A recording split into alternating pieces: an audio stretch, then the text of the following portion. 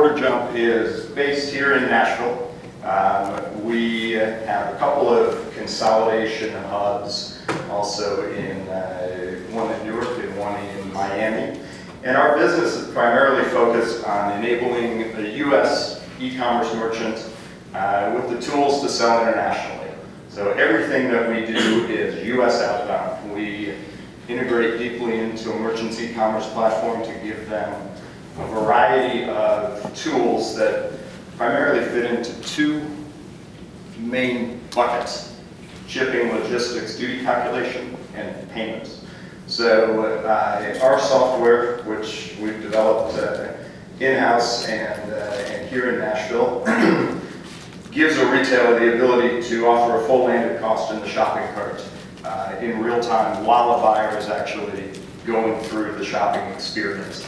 So they're going to see, the buyer is going to see all the duties, all the taxes, all the shipping costs, local charges like brokerage, any ancillary charges that might be tacked on at the time of delivery ordinarily.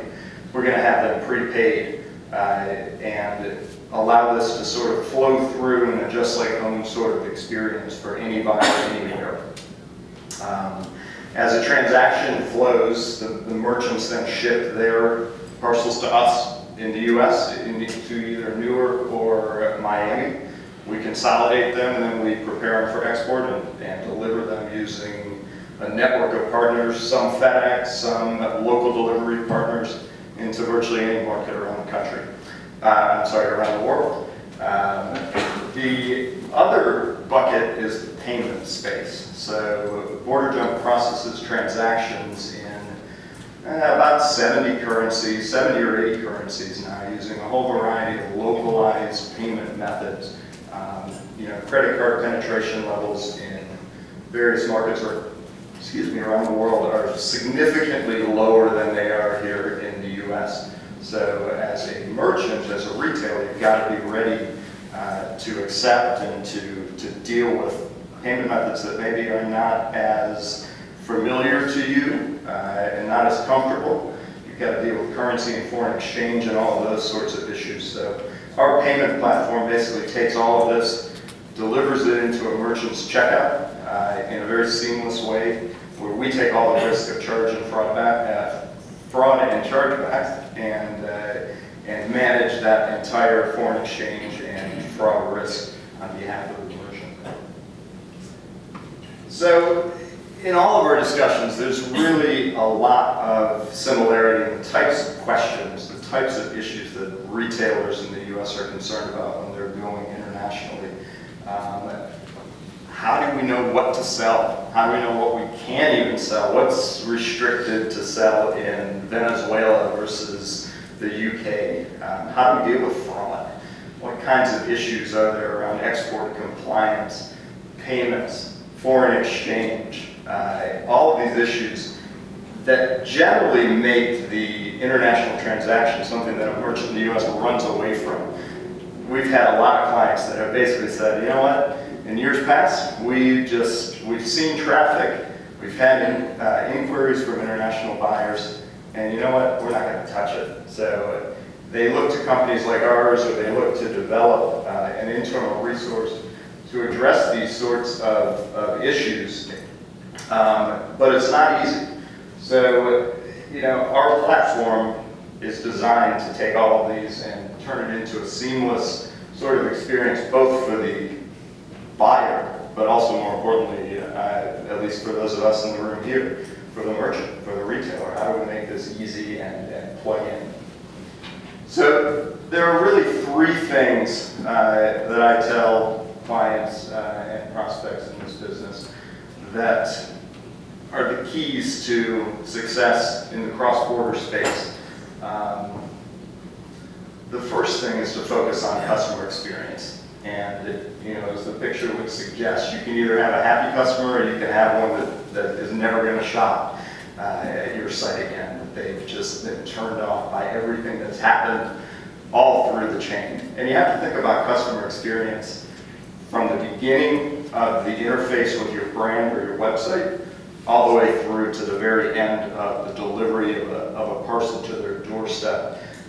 So when I talk about experience, you've got to think about what does your website look like? What kind of content are you serving up at the very moment that an international buyer reaches your site? Are you using the types of tools that are going to make it easier for them? Things like IP geolocation. So if you know that you've got a buyer that's visiting your site from Singapore, serve up content specific to that market. Even if it's just a landing page that says, you know, displaying the Singapore flag and a message or a product that you know is popular in that market. It goes an awfully long way to establish right off the bat that we're here to do business, we're open for business in your country, and we care about you as a customer.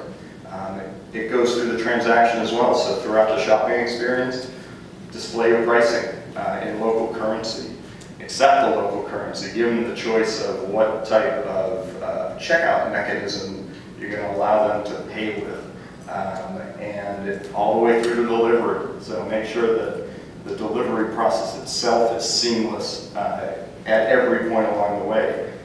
Having duties prepaid is probably the biggest issue in creating a just-like-home experience. So if the buyer has not prepaid duties, chances are the parcel's going to arrive and the postman or delivery agent is going to say, you owe me $40 in duties and taxes that we had to pay for you.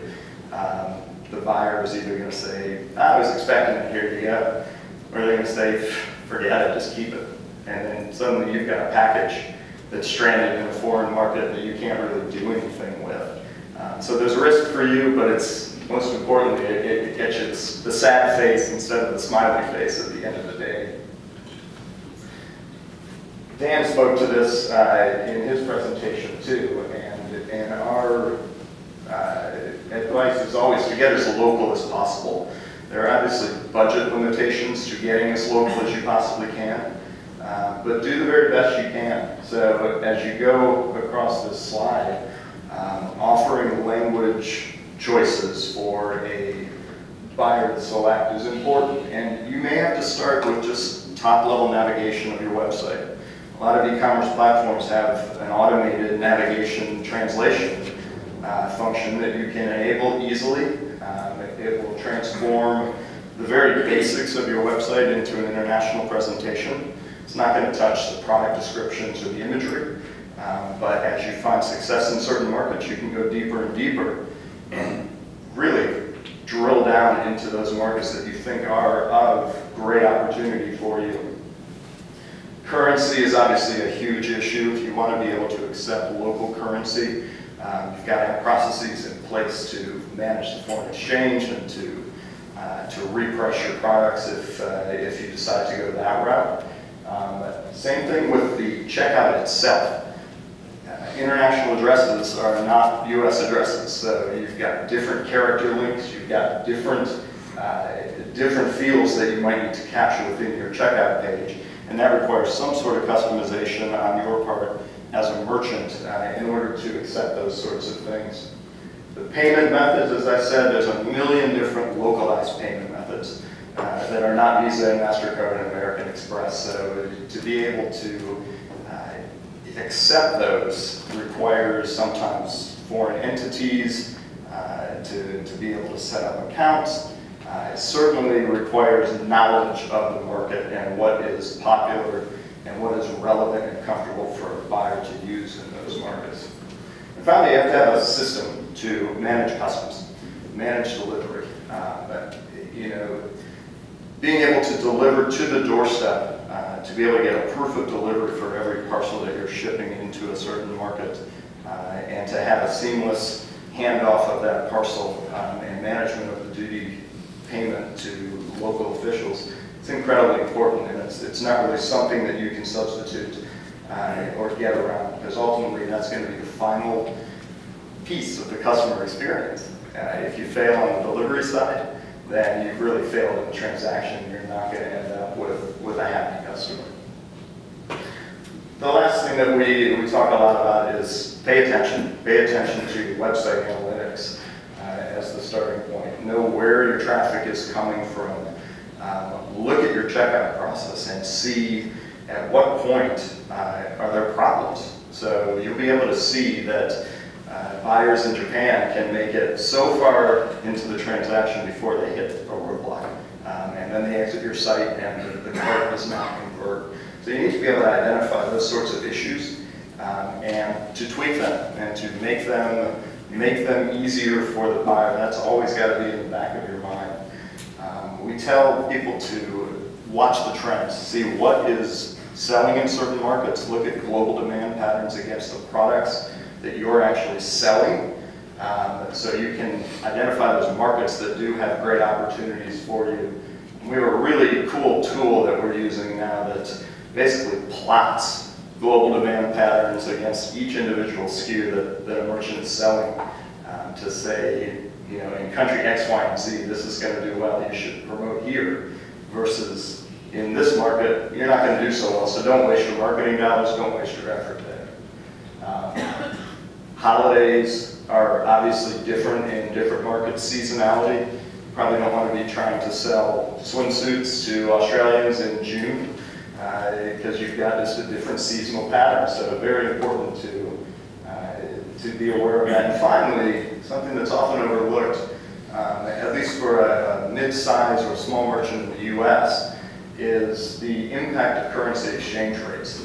So by watching where the US dollar is weak against a foreign currency, you may be able to find markets where, in effect, your products are available at a discount. So if you know that the dollar is weak against the Australian dollar, it's a great opportunity to pump up promotions and to really focus on that market to take advantage of those sorts of opportunities where buyers are more likely to find a discount or a cheaper price on a product even after they've paid international shipping charges and duties. So great thing to keep an eye on. I know we're running a little bit behind, so I will close by letting you know if you want more information on these types of strategies, download that. I'm happy to answer any additional questions about it anytime.